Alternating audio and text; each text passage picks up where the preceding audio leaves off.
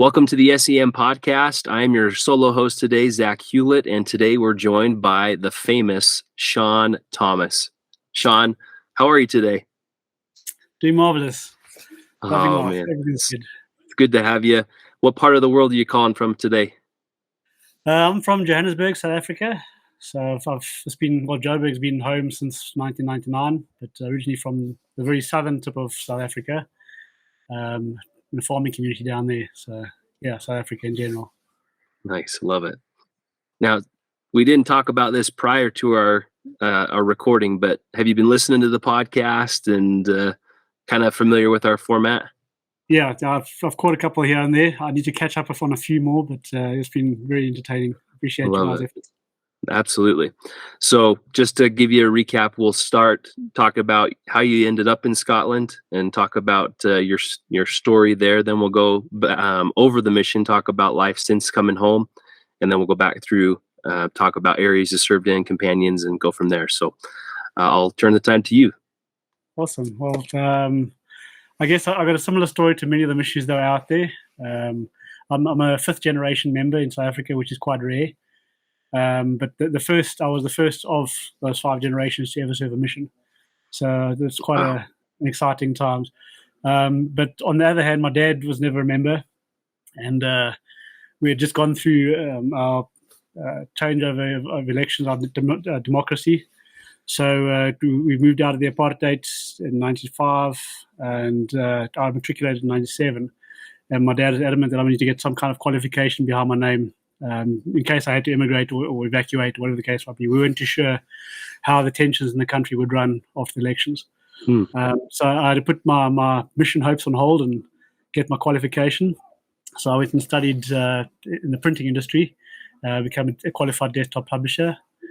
And after that, I set up everything to head on mission and prep for that. So going on mission a little bit later is a bit more of a challenge because you start getting settled in and romantic interests and work career start taking off a bit. So to then put the brakes on that once the wheels are turning is quite difficult. But fortunately, it was always a dream of mine to go on a mission. So that was awesome. Coming back, I actually got quite lucky because when I came back from mission, the same company I left from rehired me again. So they gave me an opportunity to kickstart things again. And from there, I just kind of channel hopped from one company to the other as the printing industry slowly died.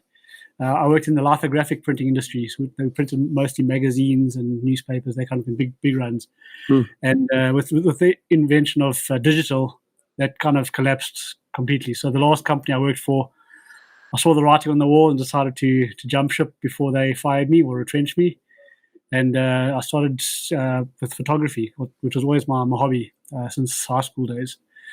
So I went into photography, and that's slowly evolved into videography as well now. So I do photography and videography full-time for the last 12, 13 years plus. That's amazing. And what is your kind of primary focus with those interests with photography and videography? Well, since COVID, I don't know if it's a priority. It's kind of the priority is money, I guess, or whatever comes my way. I used to do a lot of corporate events, which I loved because events is clean and easy, in and out, and just documenting is kind of journalistic type style stuff. And corporates had a budget, and they just go with it. They don't ask any questions. When you work with private people, they've got a budget, and they're still trying to negotiate down. So it's a nightmare. So in the last 2 years, I've done a lot more weddings than I would probably have hoped for, but it pays the bills. So yeah, it's all good. Good for you. It's slowly growing and doing more product photography, corporate events, that kind of thing. It's good. Okay, and family. Sorry. So that was quite a interesting times as well. So while I was out on mission, all of my single YSO friends got married. Every single last one of them. So I came home to a very deserted YSA group. I knew nobody, and I happened to see a cute girl at one of the I think it was an institute activity, and I hadn't noticed her before. And asked a friend about her, and tried many times to get to go out like a group concert or something like that, just to kind of break the ice. and she wasn't biting at all. So that was quite a challenge. And then we had an Oscars evening for a multi-stake Oscars evening. Each stake had to create a movie for the Oscars, and she ended up being the primary videographer, and I was the editor. And together we got together and we spent a 24-hour stint through the night trying to edit in time for the deadline.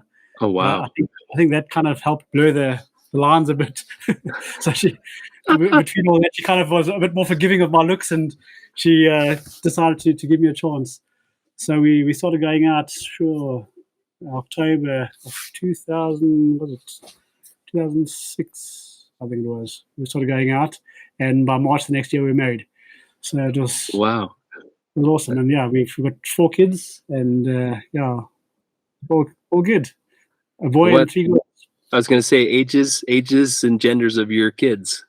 Yeah, so yeah, a boy and 3 girls. So my son was from beforehand.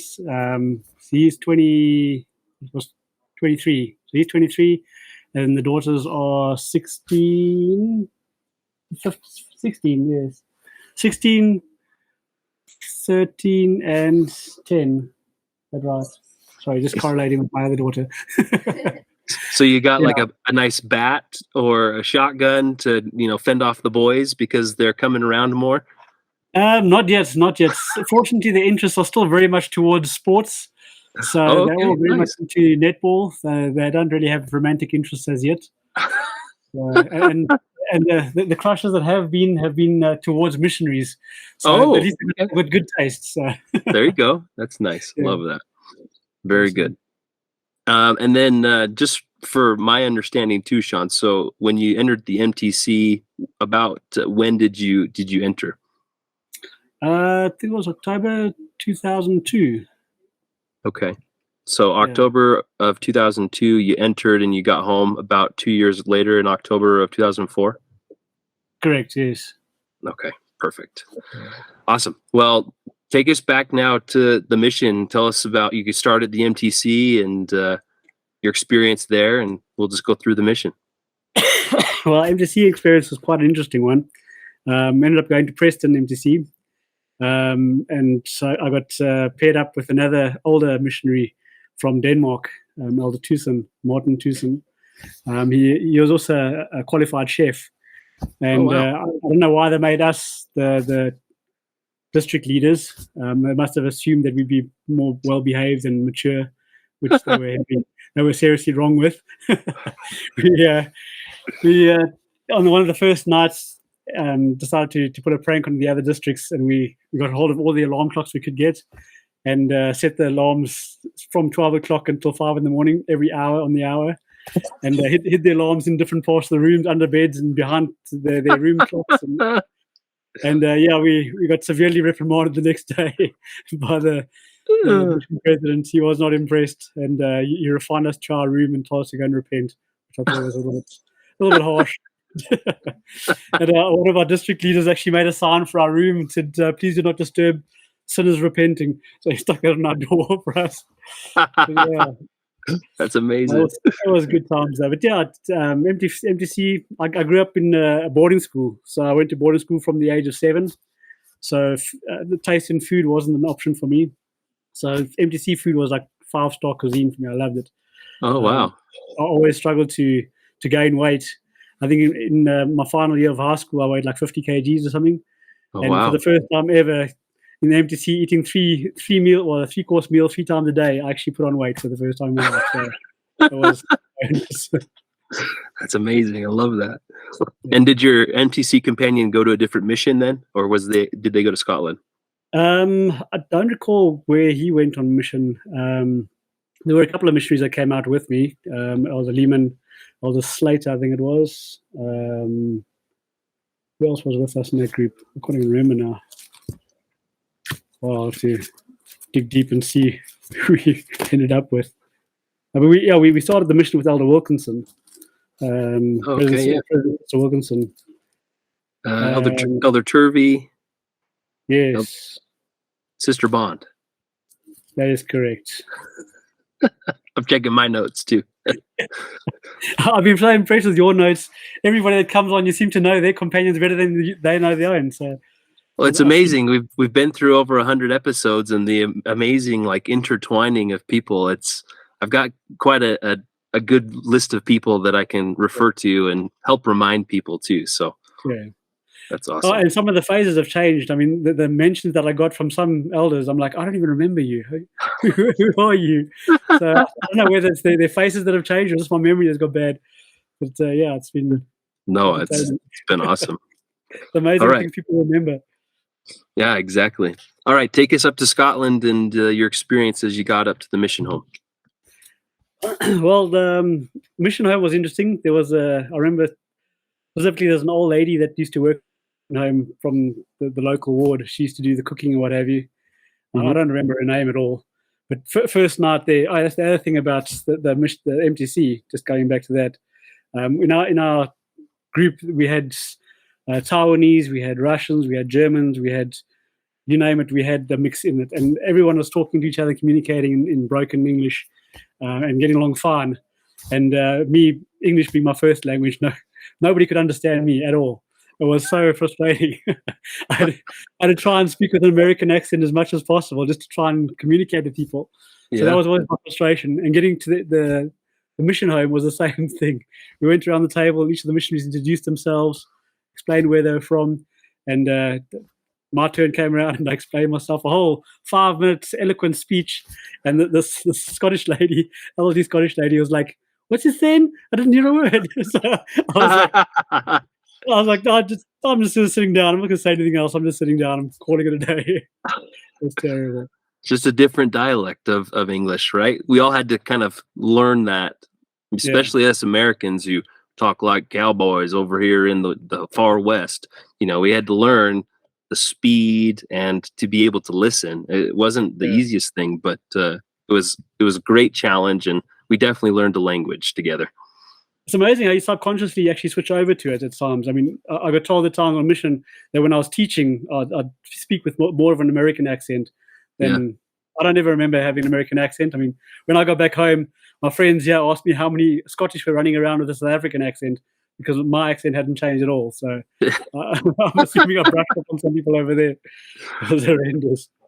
Yeah, I mean, I was kind of the same way, having been in enough situations where people would ask, you know, "You're definitely American." I tried to like adopt the Scottish so I could speak.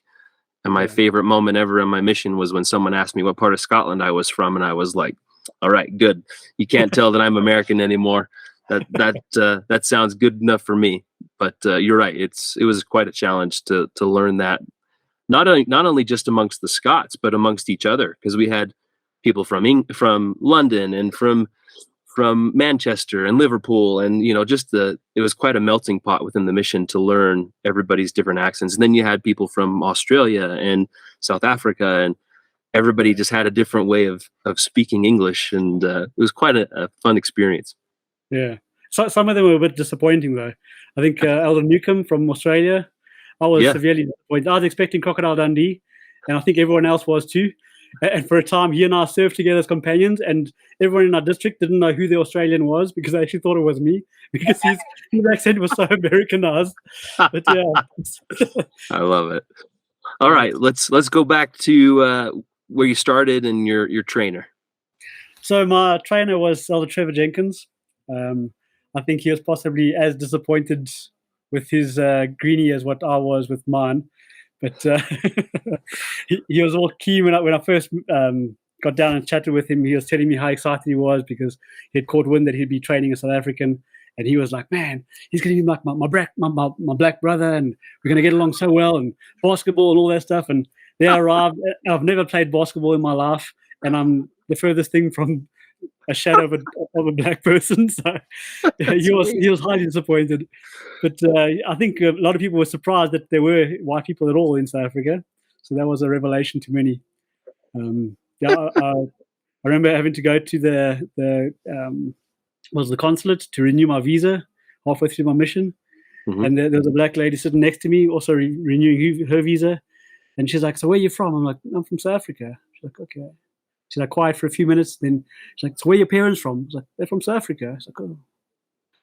Quiet for a few minutes. Then it's like, "Where's your grandparents from?" I was like, "From South Africa." She says, "Okay." So I could tell she was totally perplexed. I was like, "But my great grandparents come from the UK." "Oh, okay, that makes sense." Just trying to put things together. I'm so pale coming from Africa. So yeah, black and white alike. They're very surprised. Yeah, no, that's amazing. But yeah, What the Jenkins was good fun. and what area did you serve in? We served in Air together. We started out in Air. Okay. Still staying in the apartment across from the church, or the chapel there. Yeah, I got to know some awesome members, the Colburns, Geladis. Sure, there were so many good members in Air, strong members. The Sharkies as well. Were they in Air with Irvin Air? I think they're in Air. Yeah, I think you're right. Somewhere in that, in Ayrshire anyway. Yes, yeah. No, they're just awesome people. Yeah, there's one guy that we met, Andrew Jackson. I don't know if Trevor remembers him much, but he was such an awesome guy. He got baptized there as while we were there. Musician. I still got an album of his with all his own tracks and everything on it. Been trying to track him down forever, but yeah, he just fell off the planet. He went to Edinburgh, I think it was, and we never heard from him again. But yeah, I'd love to get in touch with him again. But yeah, other than that, I'm trying to think who else we saw in Air. For me, Air was just I don't know. It was my first experience of Scotland. Everything's just green. I mean, in South Africa, this time of year, it's just dust and dead grass. It's really barren compared to the UK. And the roads there are so well kept. Here we've got some tar between our potholes. It's horrendous. So, and it's getting worse. But yeah, it was good times, and be able to walk down Main Street without the fear of being mugged. Although they talk about the Neds, we didn't see any Neds there. It was really an awesome little village to stay in. There was one member, was an investigator, that took us on the Robbie Burns tour, because Robert Burns, the poet, he lived down there. So he took us on the tour and then showed him his cottage and whatever else. That was pretty cool. Oh, that is cool. Yeah. Very neat. I don't remember any other members specifically from that area though. Okay. Yes, that was I think part of the highlight of our Air experience was chapping in the rain. I suppose as a missionary, any hardship on mission makes you feel like you've arrived, and it was bucketing. I mean, really cats and dogs. And we walking up the road on the way home, and this car pulls up next to us. Very dark car, dark windows, a little bit suspicious. And rolls down the window, and there's this pretty girl inside. She's like, "Do you guys want a lift?" It's like, "We're all right." It's like, "We're missionaries from the church." "No, I know who you are. I was a member too." I was like, "Okay, well, sure, we'll take a lift." So we hopped in with her. Ended up being Anne McConnell, and took us back to her place. We chatted, and she'd been less active for many years. And yeah, we got to helping her come back to church and everything with her son. What is his name again? Oh man, I forget his name. There's the cutest little kid, McConnell. Yeah, but she was a huge. She found out I was a Buffy fan, and she bought us Buffy soundtracks and all sorts. We're like, okay, well, save that for home. And then I think it was her as well. She went to an Avril Lavigne concert. At that time, Avril Lavigne had just come out. Right. And she phoned us the one night from the concert. She's like, "Just want to let you know, not the concert. Thought I'd share this with you a little bit. Play some music for us over the phone." Yeah. That's amazing. Cool. That's fun. And the other member, Evans Dixon. I don't know if it's a name you guys have heard in any of the chats so far. He was actually a radio show presenter. And he invited us as a district to come onto the radio with him one time and just ask a couple of questions about missionary work and why we're out there. And wow, that was pretty cool to be my first time on the radio. That's awesome. I never had that experience. That's cool. Yeah. I don't know if I already have a radio voice, but much of a face for TV either. But you take what you can get. Definitely have a radio voice and a face for TV. Don't sell yourself short, Shaun. Thank you. Yeah. Awesome.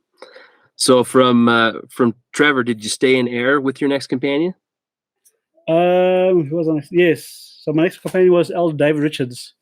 Okay. He was from where was he from? It was England. I forget which area he was in England though, but very, very, very British. It was a very interesting experience being with Elder Richards.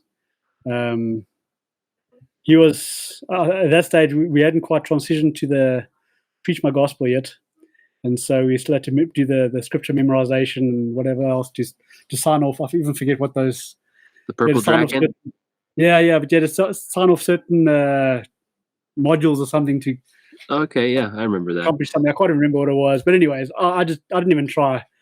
I know my memorization skills are that bad. I know there's a scripture somewhere. I know which book it's in somewhere, but don't ask me specifics.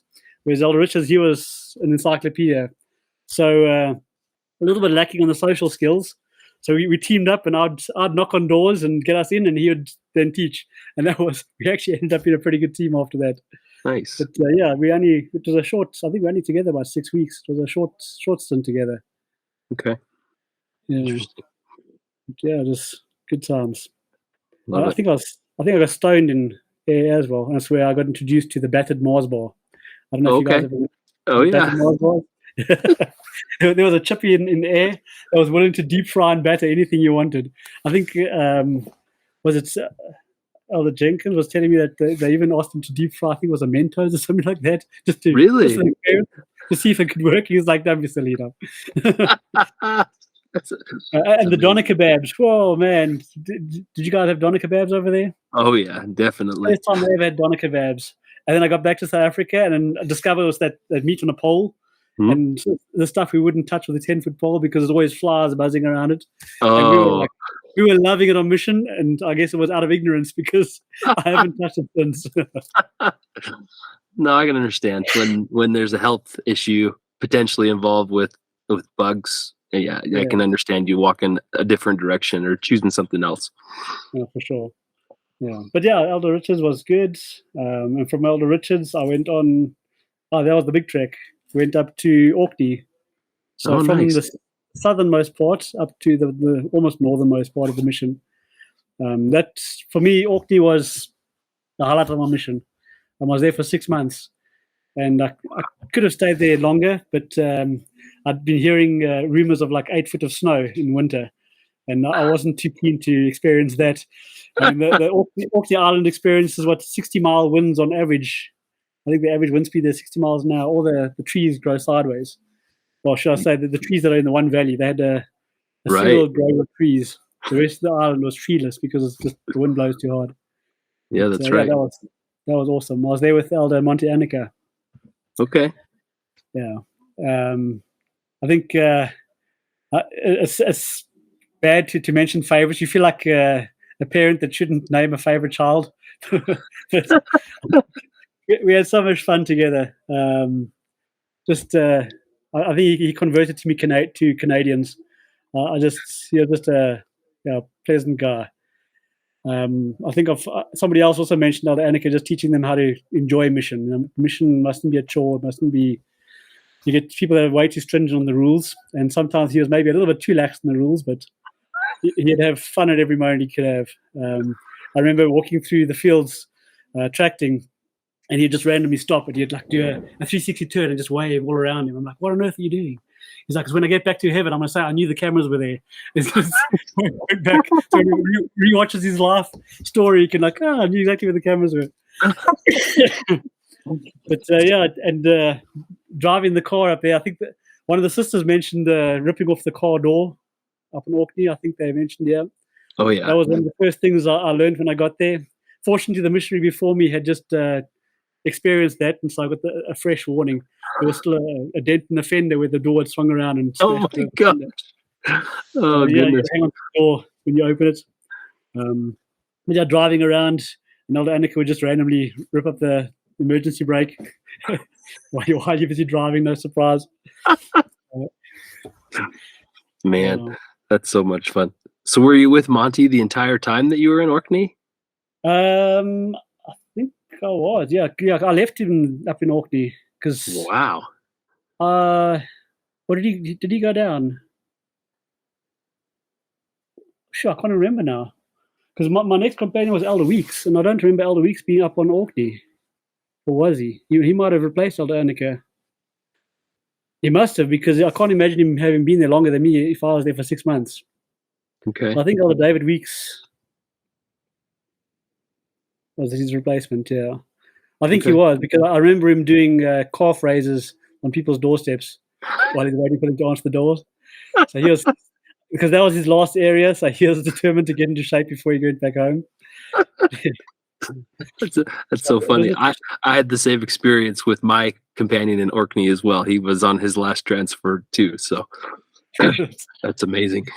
Did you guys do service on the pig farm? We did, yeah. What was his name? Was it? I keep on thinking it was something Grote, but I don't think it was. I think it Grote. was. I want to say it is, but I don't have that part of my journals that I've found yet. So that's one of my things that once I can verify it. But yes, I remember going. We went there for bacon and for eggs every week, and we do our service. It was amazing. And Elder Annika used to call his. He used to give us burger patties, and he'd call them snout burgers, because they were like really chunky meat. We don't know what he put into them, so we just labeled them snout burgers. That was bad. Oh, man, I forgot about that. That's amazing. I think that came to an end when Elder Annika left. We didn't go back there because I don't know. We just didn't. It wasn't going anywhere. The whole situation, and I think we got a new director from Elder Vriens, or President Vriens, just to kind of retarget our efforts to people that were going places. But between that and the fact that I didn't understand a word he said, he grew up on he was kind of a mumbler, wasn't he? Yeah, he grew up on a small island off the mainland of Orkney, and because his family were the only ones there, they kind of created their own dialect, and so half the people on the Orkney Island couldn't understand him. He was just his own thing. That's right. He was quite unique. That's quite unique. Great memory right there, man. That's amazing. It was good. And then Elder Annika introduced me to I don't know whether it's an American thing or Canadian thing or it's just a mission thing, but they came up with this meal called a Samoan, where they would take 2-minute noodles. Did you hear about it? Oh yeah, it was passed around the mission quite a bit. That was a good meal. That I actually passed it on to my daughters as well. It's 2-minute noodles, the patty, and an scrambled egg around it, 2 slices of bread, a good filling meal. Awesome. I have to confess, and this is the first time I've said it, but I had it the first time, and I was like, that was just too much for me. And I'm a pretty big guy, so to say it was too much was interesting for me, but it just didn't sit right. And I don't know if it was, not quite prepared properly, but there were others in the mission that had iron stomachs, and they could eat those day in and day out. And I'm like, how in the world did you not gain 10 stone eating that on a daily basis? It was pretty amazing. Yeah. But yes, Samoans were passed around. I only recall eating it once. We didn't make a habit out of it. I mean, like you said, it's a meal and a half in itself. So right. It probably lasted us a couple of days, which is why we didn't have it again. That's very, very true. Wow. Yeah. Love it. But yeah, Orkney was just so beautiful for me. And like I say, being a photography hobbyist, that was like photography paradise, with the old whale bones and stuff up on the posts. I think it was Brockabursey, the tidal island up the left-hand side of the island. Mm-hmm. That was just a stunning view. I really, really loved my time up there. That's awesome. And President Scully, I don't know if he was serving as I suppose he was the only person or priesthood holder that could serve as a branch president at the time. Everyone else was either a woman or ill. They didn't have the health to serve. But Elder Scully always had a smile on his face, or President Scully, should I say. That was, I guess, the biggest growing part, because he was the only active male member on the islands, and so he was the branch president. And so as missionaries, you kind of served as counselors, as well as giving talks every Sunday and blessing the sacrament every Sunday, and home teaching and everything. That as a missionary, you were kind of like half the elders quorum. Yeah. So it's really cool. I remember one of the sisters confiding in President Scully and just telling him, I think it was the Relief Society president, his name Jean, what is her surname? I can't recall now. Jean. But somebody had passed away, and she was relating this experience to President Scully, and he had like a bit of a nervous laugh. And he burst out laughing, and she's like, "It's not funny." He's like, no, it's definitely not. It's not funny. But he's like still smiling and laughing. That was just President Scully. He's just such a funny character. Oh, no. No, he was wonderful. Yeah, no, he was. I think when I was there, he'd been the branch president for, gosh, at least like 7 or 8 years. But like, just couldn't believe how long he'd been in there. I think he actually eventually got released, and they had enough priesthood up there to do that, wow. which was great. So, it's just a matter of like either people transplanting themselves or a couple of conversions, I'm sure, here and there, or just some of the younger kids that were still in and out of the church that eventually came of age. Yeah. So that was good. It was awesome. Yeah, I think one of my other favorite experiences of Orkney as well was they used to have like a multi-religious group that would meet together. I think they've mentioned it before with Mally, Mally, Susan and Anne. The most unbelievable people you've ever met. They're really like the true epitome of Christians, like open hearts and generous people. And they invited us to a Baha group. I'd never heard of a religion called Baha, but it was there. And one of my first weeks on Orkney Island, we got invited there, and they had tea and coffee and biscuits and all the rest of it. And they offered us tea and coffee. And we're like, no, thanks, so I'm good. And they said, would you maybe just like some water? So, that would be great. I'd love some water. And they came there with a cup of hot water. And I'm like, what do I do? What do I do with this? There's nothing worse than hot water to drink. You taste every chemical in the water. It's just horrendous. But apparently that's the thing up there. It's healthy for you. Interesting. Drink some plain hot water. Yeah. So it's not a health tip I've repeated much, but yeah, all the power to them. I don't blame you. Wow. It's amazing. Yeah, and one of our other experiences out there, we decided, what is it? The island just above Orkney, just off Kirkwall. You had to catch a ferry to go out to the island. There's a castle and what have you out in the island there. That's a good question. I'm not sure. I can't recall what the island is called now. But anyway, we decided we're going to go out there. We're going to take the car on the ferry and go out there because missionaries hadn't chapped out there in ages. The rest of the island had really been chapped out several times. I mean, there was crosses on the map. So we decided we were going to go out onto this island and go and see if there's anybody out there. But the little farm holdings were so sparse there. It took you a good 20, 30 minutes to travel from house to house by car. And so we only got to about maybe 5 or 6 places. And the people there were very welcoming. Obviously hadn't heard of the Mormons yet, so they were quite keen to have us in. And also probably for want of company, because it was so isolated out there that they just don't see people. So we ended up having a good chat with everybody that we met. They'd invite us in and give us tea and biscuits, whatever. And so it took us forever to get to these 5 houses the whole day. We went first thing in the morning, and as we came out of the 5th house, we happened to see the ferry drifting, the last ferry going off the island for the night. Oh no! We had a phone. Was it still President Wilkinson back then? I think we had to phone him up and say, "Listen, President. By the way, we kind of stranded. Do we stay the night at an inn on the island, or do you want us back in our digs?" And he was like, "No, you guys need to get back home before sunset," type of thing. So we ended up having to pay the ferry, I think it was like £50 just to take us back. So that was a pretty heavy reimbursement to get back. Oh my God. We didn't go back out there again. But yeah, it was sad that there's so many good people out there. Just because it's so remote, it's not really worth the while. But, it was a good experience. Wow. Yeah. I suppose our next favorite thing was zone conferences, because zone conferences from Orkney was a week trip type of thing.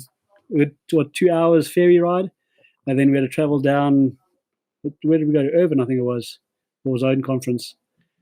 Inverness? So, could it be? Yes, Inverness. You're right. Okay, Inverness, the place where they claim they speak the Queen's English. I don't know. That's right. That's what I got told, but I somewhat doubt it. Yeah. But speaking of languages again, that was probably my most embarrassing and fast learning experience was still in air.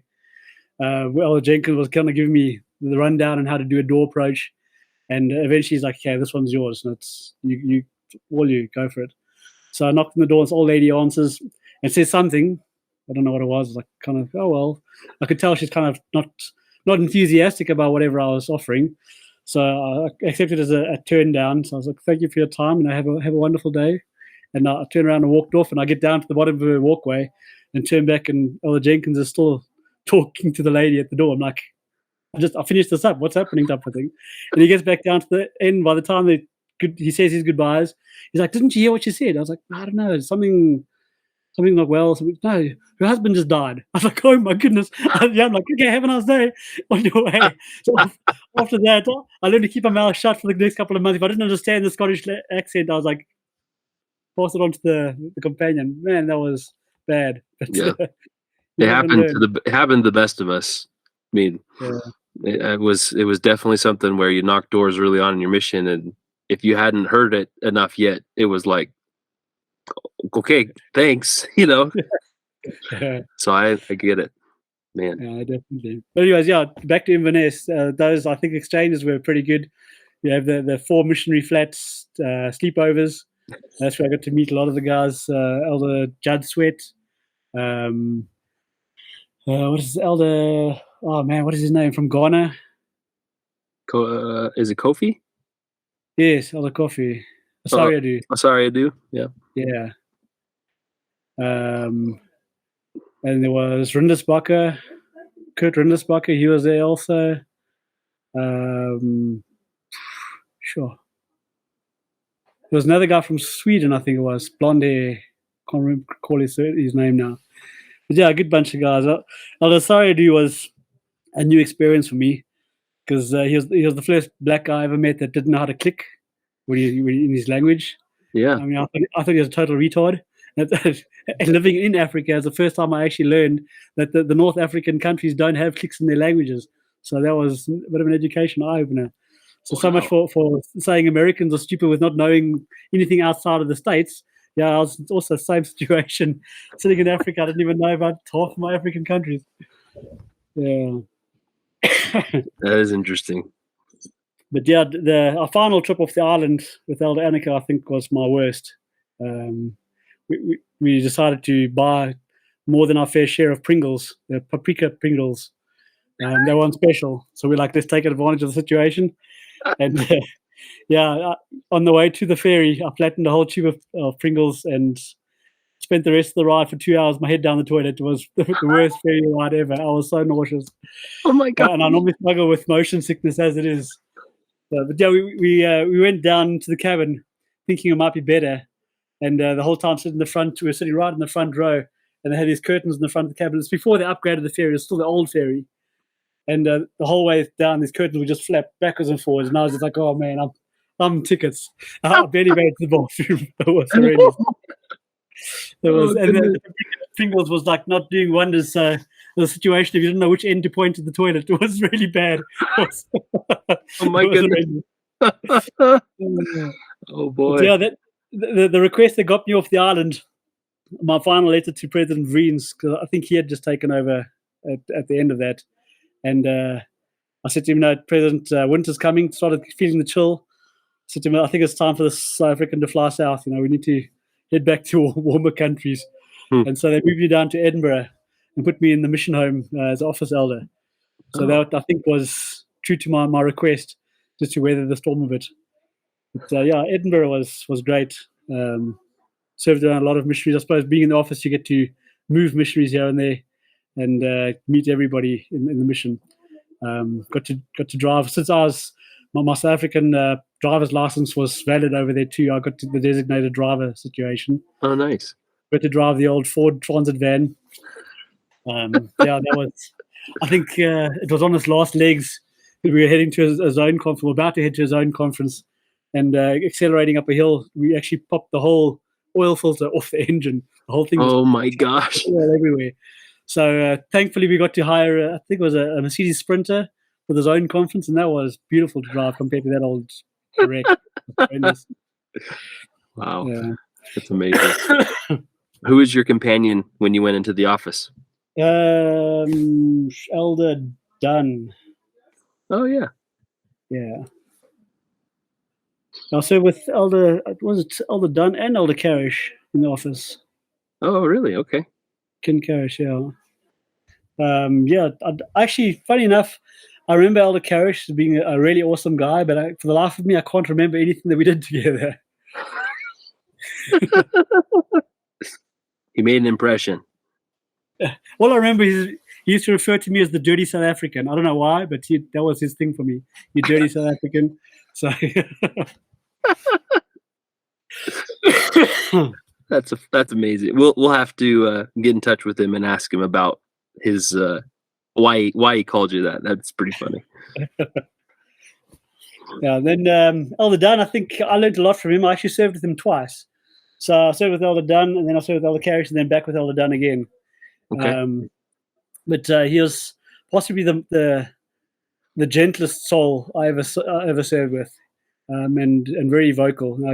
I grew up in a farming community, and a dad who had brothers as siblings and very unaffectionate parents, and so it's just kind of a case of, good on you. There was never expressions of love. You just kind of knew. Sorry, that's my phone dying. So yeah, for me it was a new adventure for another person to express themselves so freely. And I remember the one night coming home from the whole day's chapping, and Elder Dunn was like, "Elder Thomas, you're actually such a great missionary. You do such a wonderful job today." And I remember thinking to myself, this guy knows what he's talking about. He sees a good thing when he sees it. And afterwards, I was thinking to myself, I hope he feels this. I hope he knows I feel the same way about him. And for the first time in my life, it actually occurred to me, how on earth is this guy going to know if you don't actually express your feelings towards it? And so I think of all the missionaries I served with, he's the one that really taught me how to just express your feelings. It felt really cheesy to begin with, and I don't know, insincere in a sense, because I'd never done it, and just, I don't know, vocalizing affection was just not on. But I think that's probably helped me significantly in my married life, at least. Yeah. Your wife appreciates hearing that she's valued. So just a tip to anybody else out there. Agreed. So, it's a good tip. One of the greatest things of mission is what your companions prepare you for. Mission is there to help build your testimony, but also to help you deal with whatever. I mean, if you can live with a really smelly, egotistical guy, then I'm pretty sure you can live with a attractive, beautiful, fragrant young woman. So that's very true. Oh goodness, I love it. After Edinburgh, where did I go from there? Sure. I don't even know where I went from there. I was with Elder Fowler, so I was to Irvine. Okay. Elder Ben Fowler. Yeah, he also trunked out in Irvine, so we were there as Zonias. He was an interesting chap. Trunking out, I think he was determined to get home looking like he had sacrificed everything. He'd kick every stone and drag his feet everywhere he went and try and scuff his shoes as much as possible. He really wanted his shoes to be worn. And he'd stay up the most ridiculous hours doing paperwork for the district or the zone. I remember one specific occasion. Well, let's do a prelude to that. we had such numerous discussions, and we do the whole bounce off each other thing, and without any warning, you'd finish your piece and look over to Elder Fowler, and he'd be like, really, just kicking back in the chair. And I'd be like, well, anyways, moving on, as I was just saying, carry on this. We're doing a whole discussion, and by the end of it, you'd like, oh, sorry, I'm just so tired. We did taught the whole discussion by myself, and he slept the whole way through it. The one day specifically, I just happened to be flat cat that day. I was ready to pack out, and we were going back. We didn't have any appointments set up or anything like that. I said to the elder fellow, listen, let's just go back. Give me like half an hour. I just need a power nap, just to kind of recover. And he was like, not impressed, but we went back to the flat anyways. He went and sat in the office room and did paperwork again, and I crashed. When I woke up later, we went to the door. We knelt down to pray before we went out, and the first thing he says to me is, "Oh, Thomas, do you really think this was necessary?" I was like so close to slapping him. I was like, "You're the guy that's sleeping in my discussions. You want to tell me this is necessary?" It was horrendous. But I didn't say that. I was just thinking it, but I didn't say it. Instead, I said to him, "Elder fella, if your car is running empty, do you just keep on driving and hope you get to your appointment and then run it flat and have to walk to your appointment and get there late? Or do you stop for 5 minutes and fill up with fuel and then carry on your way?" And that's what I just left it at that. I was like, I'm done. I'm done with it. It's a great analogy. Very well said. So yeah, that was my biggest memory of Elder Fowler, was trying to push things to the limit that he was just finished. He couldn't even sit through a discussion. But yeah, other than that, we met some awesome people. We had, I don't know how long the missionary stayed in that flat in Irvine, but there was a really eccentric couple that stayed next door to us. We loved to travel the world. And every time they came back from wherever they went, they would bring back something for the missionaries, little memorabilia or something like that. It was they weren't interested in the gospel at all, but the friendliest of people, really flamboyant, I think is probably the best word to describe them. They're awesome people. It was, I'll leave it at that. I'll say no more. I think that the next, my next favorite couple that I met while I was in Irvine was Alex and Jane. Was it Jane Hutchison? They were investigating at the time. Really, really awesome couple. I mean, I've never met anybody like them. My mission as far as investigators go. They actually took us around tours of the Irvine area. Alex was a huge military man, and he was proud military. He's part of the what's the military old boys club that they had there. Okay. I can't think of what it was, but he used to go to all their meets and everything else and dress up in this full military regalia and everything. And so he would take us around and give us the whole history of the Irvine area. Really awesome. Wow. And they'd also been meeting with the missionaries for like something ridiculous, like 7 years or something like that. And we ourselves taught them all the discussions during our time, and we basically ran out of things to teach them. And eventually we just sat them down and said, "Listen, you know everything there is to know. We've taught you everything there is to teach. What do you need from us?" And Alex basically came back and said, "You know what? He knows the church is true, but he's scared to commit to it because he's got a love for coffee. And he's worried that if he commits and he gets baptized, he won't be able to honor that commitment because of his love for coffee." And I thought, for me, that was such, I don't know, I haven't had more respect for anybody in my life to that moment. As somebody who wasn't a member and understood the significance of a covenant and how important that covenant was. And I think that stuck in my mind coming back home as well, even in my own life. Just, if you're going to do something, make sure you're willing to commit to it. Just recently now, we're in a meeting and the bishop was referred to Hebrews 10, talking about, I think it's the Apostle Paul saying, we are not of those that turn back. Once we put our shoulder to the wheel, we are committed. We don't back down. And that's been just I think since then, just a lifelong drive for me and an example. They ended up getting baptized. I think on my way out, I think it was the last week in the mission, because I was back in the mission home for some reason or the other. And I remember them calling in to say, "Hey, by the way, just letting you know they're getting baptized." Wow, that was cool. Awesome. I think possibly, somehow all of my biggest life lessons are wrapped up in that couple.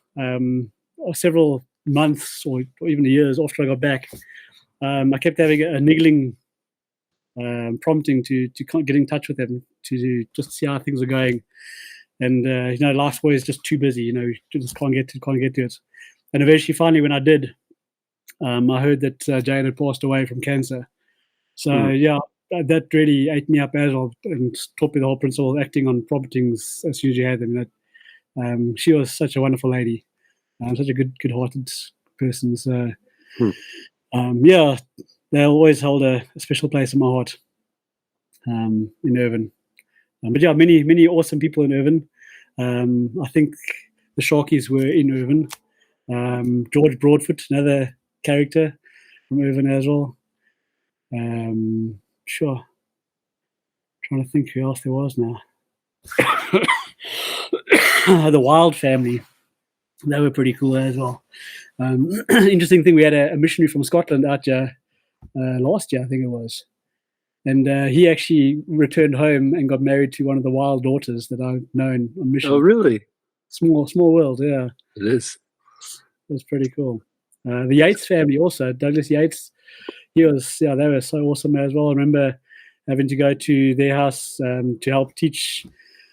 It was the youngest daughter. I forget all the names now. Could have been Rachel. Wasn't it? I think Amy was his wife. It could have been Rachel, the youngest daughter. She's getting ready for baptism. So we had to go give her a whole family evening lesson on baptism. So that was pretty memorable for me as well. With the Yates family, they were just awesome. Yeah. Great. I think as far as families go, and even the youth in Scotland, I had such admiration for them with the state of the moral values of the Scottish society. Weren't quite what I'd been used to back here in South Africa. We've got quite a strong family unit. I think it was in Irvine as well. We remember teaching, we had met a lady and set an appointment to go meet with her. And we arrived at the doorstep, and her son was sitting on the doorstep. And they were like, "Hey, how you doing? Is your mom home?" He's like, "No." It's like, "Oh, okay. Do you know when she's going to be back?" "No." "So what do you do?" I'll just go to my friend's house and come back later and see if she's back," type of thing. I mean, he couldn't have been more than about 10 at most. I think even that's pushing it, maybe 8, 9 years old. And the family life is just kind of like come and go as you please, and we'll see you when we see you. It was crazy. So heartbreaking. It was flattering at times. I mean, I remember standing at a bus stop the one night, and a whole bunch of Ned girls came up to us and offered to have our babies, which was quite flattering. But promptly caught a bus and went back home. So lesson to all: don't stay out after dark. Oh goodness. Sometimes, but which is sad because Scotland's got the most beautiful girls. So I think they got a lot of Norwegian influence with the olive skins and the blue eyes and blonde hair. It's just really beautiful, beautiful people. Mm-hmm. But the fact that the youth stay strong with the moral values in society, there's so much respect for them. It's a great effort. I can't recall any other experiences from that side. I remember we having to sing. Talking of singing, oh man, we decided back in Airstall we were going to do a musical number. What is his name? There's such a big missionary, big guy. What is his name? Oh man, I follow him on Facebook and everything. He just did a cycle tour of like half of England. That's a good question. I don't know. He's going to slap me because I've now just forgotten his name. But anyway, big guy, big bellowing voice. And somehow with my soft voice, they volunteered me. I think it was with, his name is just eluding me now.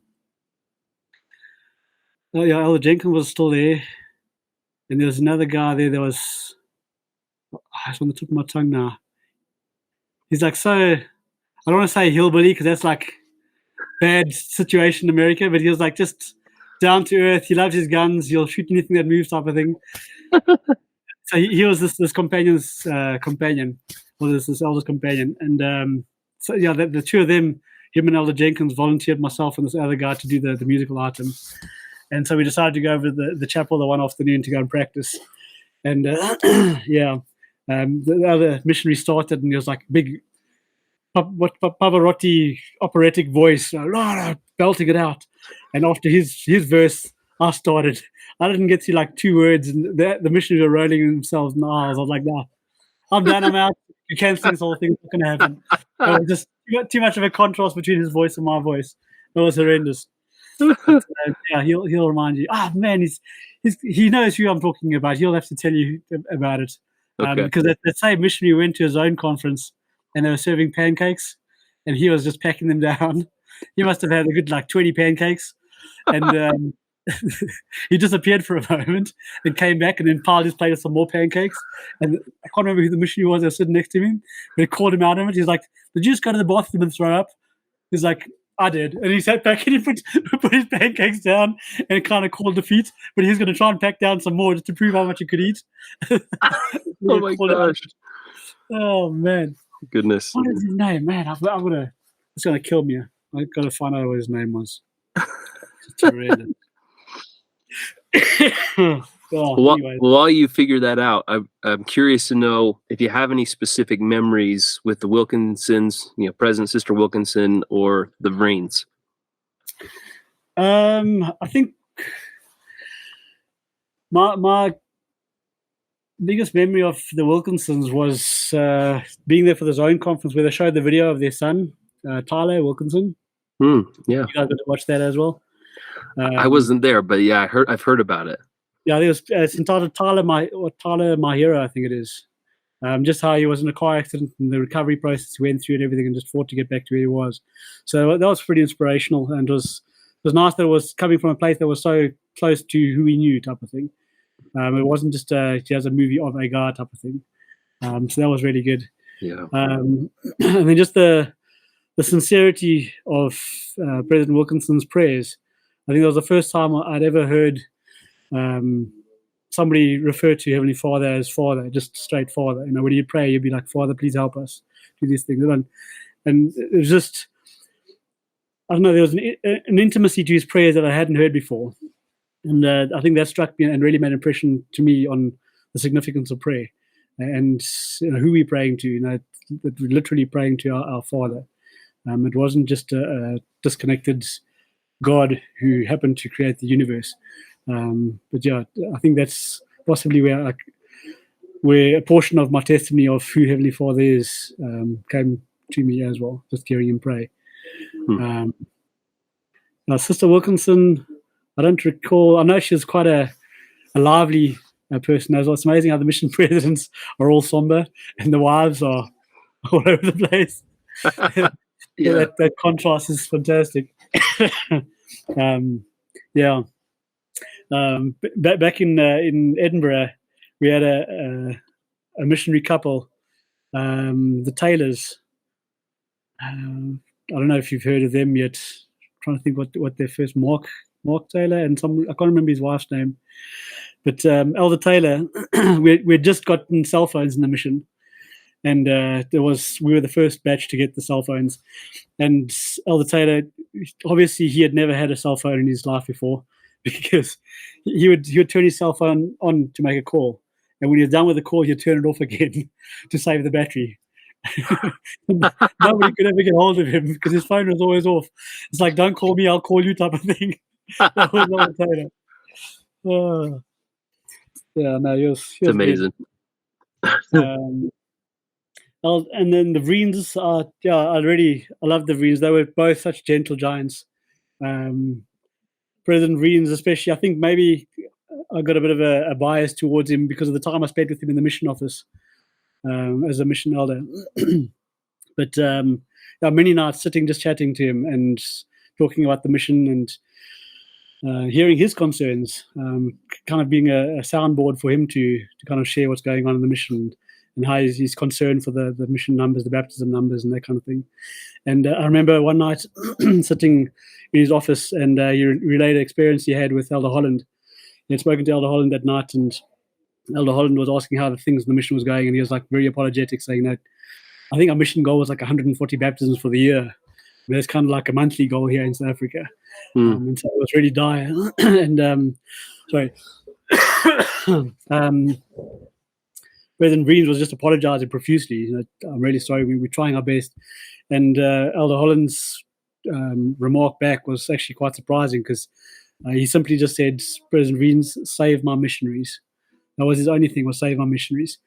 And then that coupled with, I think it was President Hinckley, one of his conferences, I don't know if it was a training meeting or an address specifically to the missionaries, but President Hinckley said that the church continues to grow despite the missionaries. And I thought that combination with Elder Holland's comment, save our missionaries, really brought to the forefront the significance of, and the purpose of a mission. It's converts are a bonus, it really is, but it's there for the specific missionaries themselves, that conversion process. And yeah, that was just an eye opener how much the brethren love the missionaries and love each of us, and concern for our well-being and our spirituality. Yeah. And Sister Vriens, she was really a live wire. I think she and I bonded over a good old traditional farm breakfast. I managed to track down a sheep's heart in Edinburgh. That was fun. So I chopped it up and made us heart and kidneys with a fried egg for breakfast. Sister Vriens was like, "Hey, the kitchen's yours," and I got the kitchen for the one Saturday morning, and I made us all breakfast. And President Vriens was like just watching in disgust as Sister Vriens wolfed the stuff down. She just loves heart and kidneys. So President Vriens wasn't impressed at all. Yeah. That's amazing. What a unique experience. Yeah, no, it was awesome. And then I guess it's been mentioned before, the birthday cookies.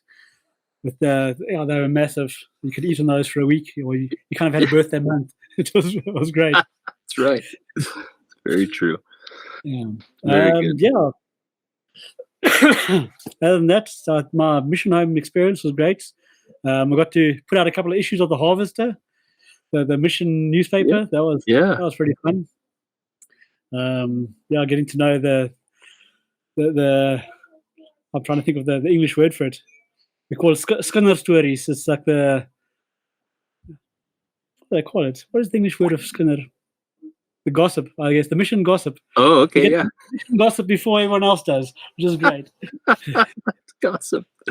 That's great. Yeah. And then where were we? Edinburgh. Irvine. So Irvine, I also served. That was where I served with Elder Newcomb, I think it was. Okay. There was a couple of companions I served with. I think Elder Jenkins was probably the most notorious one that I served with people not appreciating Americans. What, everywhere you go, why don't you Americans go back where you came from, type of thing. And I remember standing at the bus stop the one time, and this guy was at the bus waiting for us, and Elder Jenkins struck up a conversation and similar experience, and you Americans, why don't you all go back where you came from? It's like, you're all from America, aren't you? And Elder Jenkins just kind of like took a step back and pointed to me. I was like, actually, I'm from South Africa. And I think that was his most favorite thing about having me as a companion, was having a bit of a scapegoat. We aren't all America, so don't hate us. So yeah, that was pretty cool. I forgot to mention, speaking of South African experiences, up in Orkney with Elder Annika, him and his antics again. That guy, don't tell him anything you want to have a secret, because it's not a secret at all. We met a South African girl there. She was an au pair, and we was out chapping, and we bumped into her. And I was just overjoyed. She's an Afrikaans girl, but I was just overjoyed to meet somebody from my home country. And we hit it off, and it was great chatting. We made an appointment to come back and see her. So while we waiting to come back and see her the second time, Elder Annika was just kind of asking like how Afrikaans fits in and everything. And I was saying, well, it's kind of like a derivative of Dutch, but don't ever call an Afrikaans person a Dutchman. It's like the worst insult you can ever give an Afrikaans person, call him a Dutchman. So we get to the appointment the next day, and without even a moment's notice, Monty's like, so Afrikaans, that's like Dutch, isn't it? And immediately she like looks at me, knowing I said something. I'm like, oh, you idiot. It's like, I just told you this is like crucial stuff. I'm going to be hated for the rest of my life now. It was horrendous. Oh, goodness. That's amazing. Yeah. Although I had a good laugh at Elder Annika too, making breakfast the one morning. He burnt his toast, and he was like, oh, dang it. He throws it in the trash. And then the next morning, my toast also got a bit burnt. And I'm sitting there, I'm busy scraping the burnt parts off. He's like, what are you doing? It's like, I'm scraping off the burnt parts. It's like, you can do that? It's like, I've been doing it all the time. You scrape it off and you still eat the rest of it. He's like, oh man, I'm going to show my family this when I get home. This is like so awesome. He's like, couldn't wait to get back home just to show his family that you can actually scrape burnt toast. So I don't know if that's a regular thing. Everybody else in the world does it, or if it's just a South African thing, we scrape our toast. That's pretty funny, because my wife does the same thing, where I'm probably the same as Elder Annika, where I probably would have just said, all right, I'll get another one and adjust the toaster, but she scrapes it off, and she is the first person I've ever seen do that. And she's from America. Mm-hmm. Yeah. Well, not sure where she got that, but yes, I mean, it's a thing for sure. Yes, that's good. Glad to see I'm not the only one that doesn't like to waste food. That's great. There you go. Awesome. And then comes our legend, Elder Zinkowski, Andrei Zinkowski. Andre. Oh man, I had a laugh when I heard his interview, apologizing profusely to me for having to be my first companion.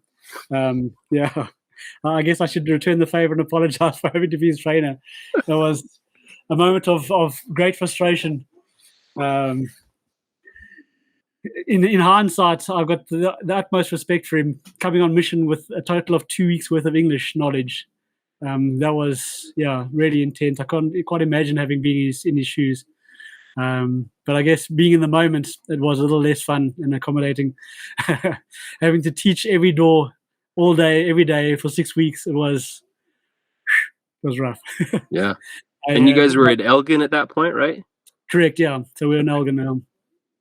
I think for Elder Zinkowski, he had a glimmer of hope that one day we were knocking on doors and this guy answered and we're like, hey, we're from the Church of Jesus Christ of Latter-day Saints and we'd like to share a message. And the guy's like, I'm from Poland, I'm Polish. And Elder Zinkowski's face is lit up because like Russian and Polish are so similar. And he starts rattling off. He's like, I'm going to have a conversation with somebody I know from my hometown type of thing. Mm-hmm. And the guy was lying. He was just trying to get rid of us.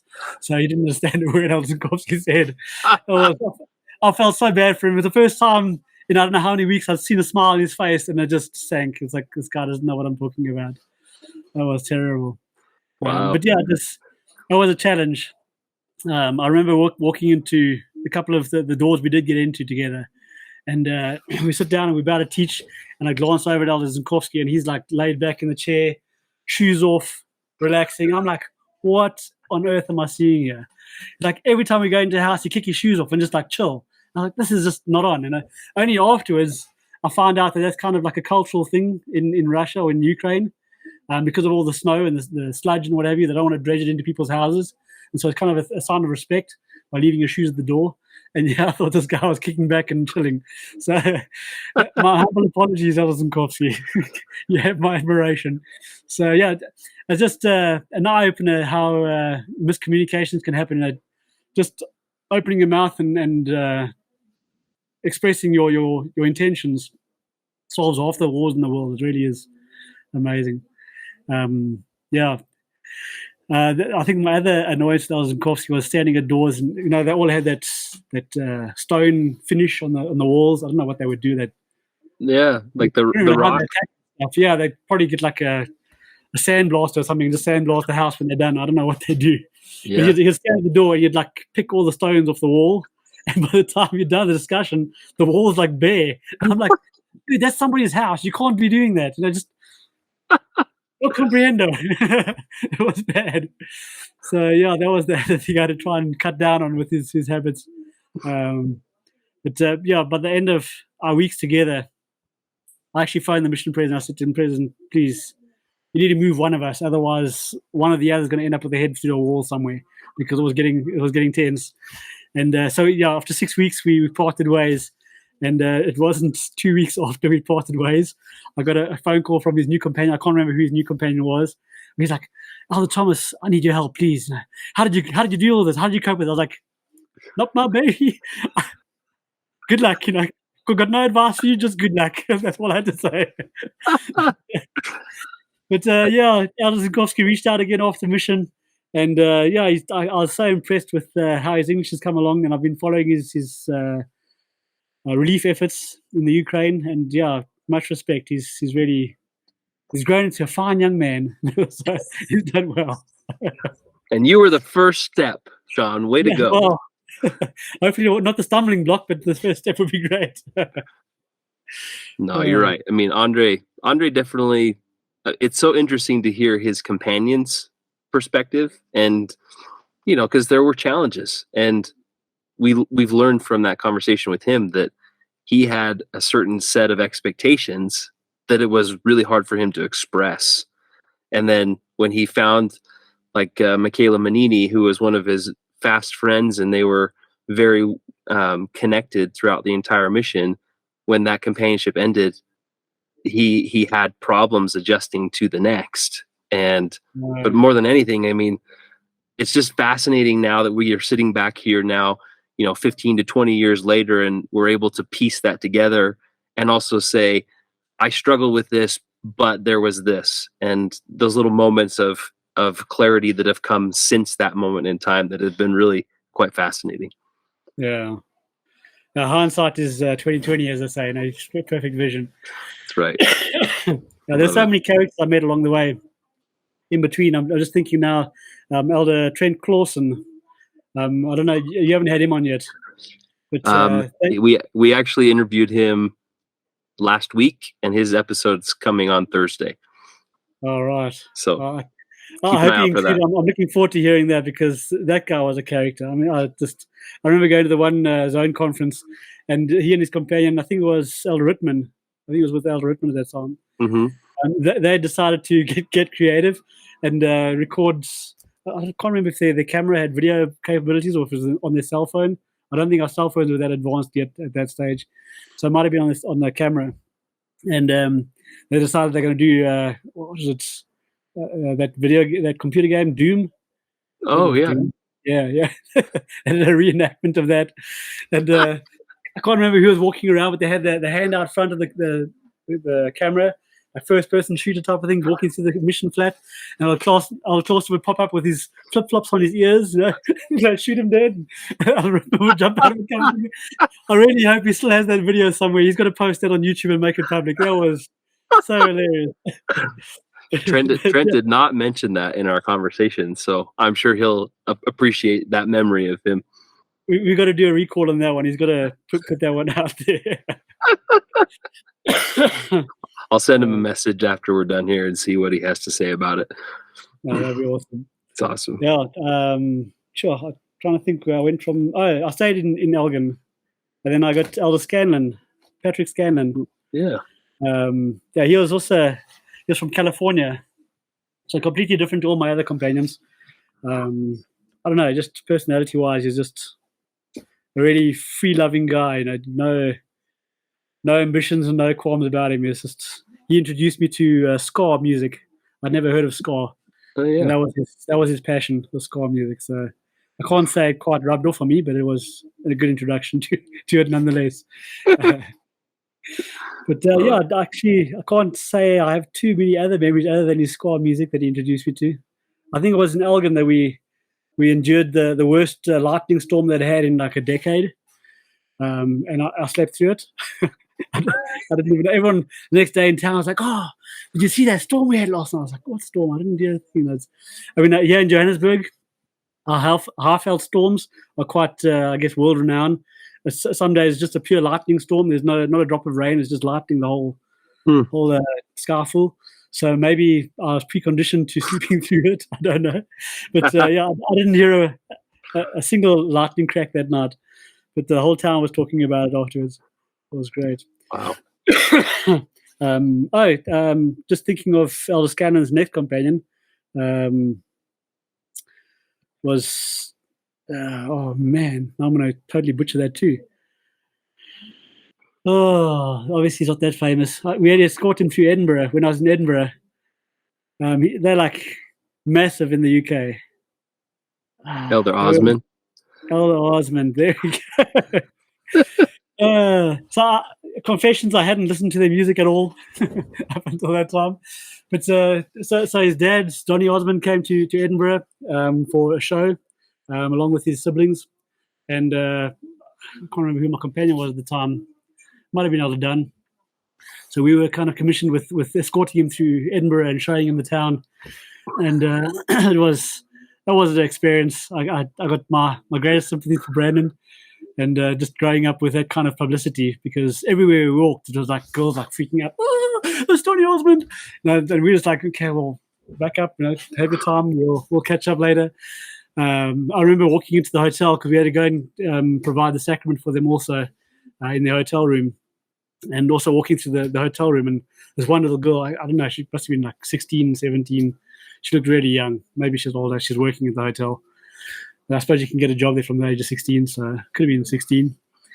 She's walking down the hotel passageway, and Donny Osmond and us come around the corner, and she literally like backs up against the wall, and she's like, oh, she's like a burst in tears. She like freaks out. She doesn't know what to do with herself. And kind of runs in the other direction. I'm like, what on earth am I just witnessing here? This is insane. That's like, I can't believe that people can be so fanatical about another human being.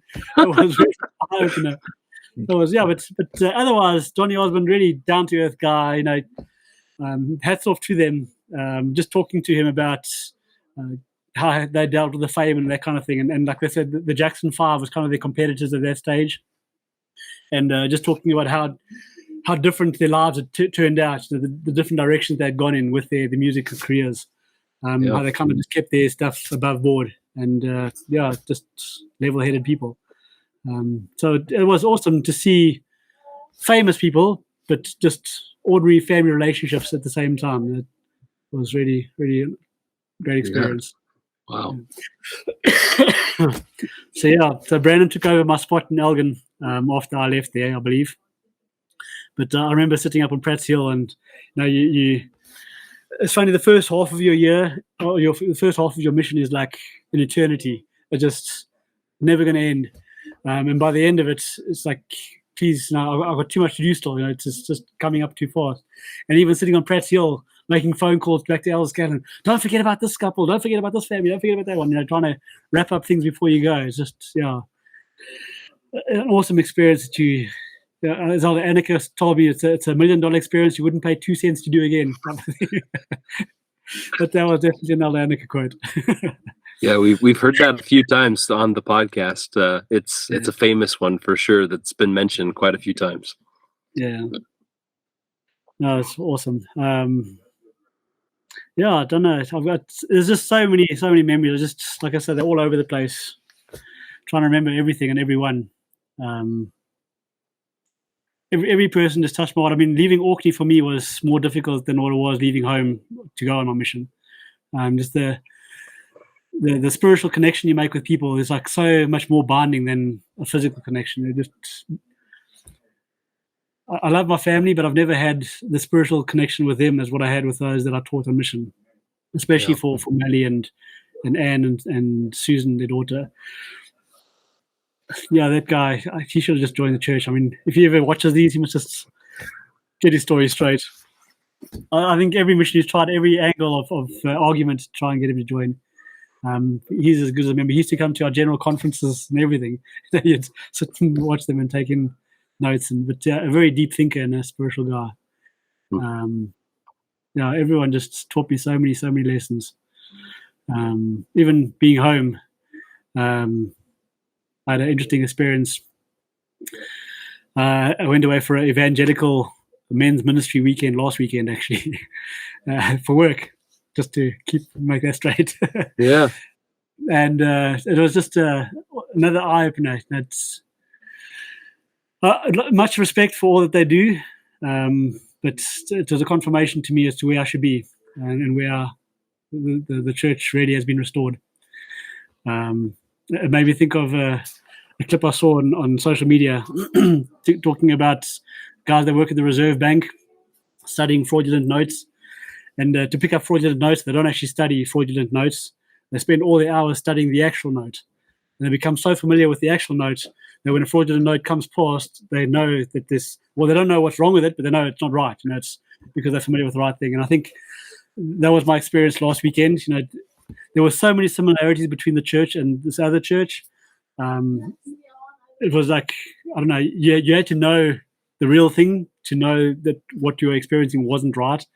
But you can understand how people get lost because there's so many similarities. I think in 1820, when Joseph Smith brought all these new revelations out, it was like revolutionary. But so many churches have adopted the Church of Jesus Christ of Latter-day Saints teachings, the doctrines, that they don't even know it. Shooting weddings nowadays, used to do video weddings and they'd be like, till death do you part. And now it's for time and all of eternity. Literally those words. We now marry you for time and all eternity. I'm like, that's nice, but where do you get that authority from? You're just stealing our ideas. Wow. It's confusing people. So I can understand missionary work's become more challenging in that sense, that people are so close but yet so far. So it's the missionaries today. Very, very interesting perspective. I don't hang out at many weddings, so to hear that from your perspective, that's really unique. Yeah. Well, Shaun, we really appreciate you coming on and sharing your experiences. And I know that there's so many memories and things that I'm sure will flood your memory from this moment on as well. That, you know, don't hesitate to share it with us. Let us know, because those things continue to come from many missionary that's served in Scotland. Is there anyone that we have yet to speak to that, if you were to call them out to be on the podcast, that I'll give you an opportunity to do that now? Is there any of your companions or other missionaries that you are fond of in Scotland that you'd like to hear from in the future? Sure. There's a bunch of guys. I'm just see quickly who all catching my eye. Quickly skim through my book of memories here. I guess Elder Sweat, Elder Rindesbacher. Elder Leet, has he been on? Elder Leet? No, we haven't talked to Elder Leet. Yeah, he was quite a character as well. Sure. Charlie Alger. He's been on. Has he been on? Yeah. Yes, he was one of our early. I want to say one of our first 10 people we talked to. So definitely check him out. I suppose there was a bunch of sisters. Sister Gardner, Sister Jones, Sister Stanger. Who's the German sister that she's now an author? She writes books. What's the name now? Oh, Sister Langer. Sister Langer. Okay. She might be worth having on. She's staying in America now too. She married an American, so she's quite linguistic, I guess. As an author, she'd be good to have on. Sure. I lack for words. English is only my first language. The problem with South Africa is we've got 11 official languages. So language is a bit of a funniger law. It's just a whole big mix of everything. I remember getting to Air and going grocery shopping for the first time, and being convinced I was going to starve to death because they didn't have millies there. I was like, how do you guys not have millies? I want millies. I need to find out later, because my good parents didn't teach me that millies wasn't an English word, that it's actually just corn. So I didn't starve to death. I need to find out I'm supposed to be looking for corn. So, yeah, small moments throughout my whole mission where I was just, South African words that just aren't English anywhere else in the world. I love it. Well, Shaun, one thing that we love is referrals. So as this comes out, please share it with your companions, with your favorite people from the mission that you're still in contact with, because I'm sure that there are many that are listening that haven't quite mustered up that gusto to come on and share their experience. And we just want everyone to know that they're welcome. It doesn't matter what their current status is in the church or involvement. We just want you to know that we love you, and we're grateful that you're our brother in Scotland or our sister in Scotland, for those that are listening as well. It's an amazing family that we have, that we're all connected from that wonderful land and being called to that mission and serving under great mission presidents. So I'll express my love directly to you, Shaun. Thank you so much for coming on and participating in our podcast. No, it's been a pleasure. I think you raised a great point. There's something being back that I've noticed as well. It's just life happens. People have gone through some incredible stuff, and I think this podcast has been a wonderful experience also to hear people's backstories, and you kind of prejudge them on mission, and your introduction to your whole program as to explaining how they even got there in the first place really is an eye opener, and it humbles you to think you even judge them in the first place. And the fact that they were on mission was an incredible feat in itself. So much respect to everybody out there. Like you say, regardless of where you're at, just stay strong. Just we still love you. There's a place for you. Amen. Absolutely. Well, we'll say goodnight to you, Shaun. We love you. Cheerio, brother. Thanks a lot. Have a good one. Bye. Over.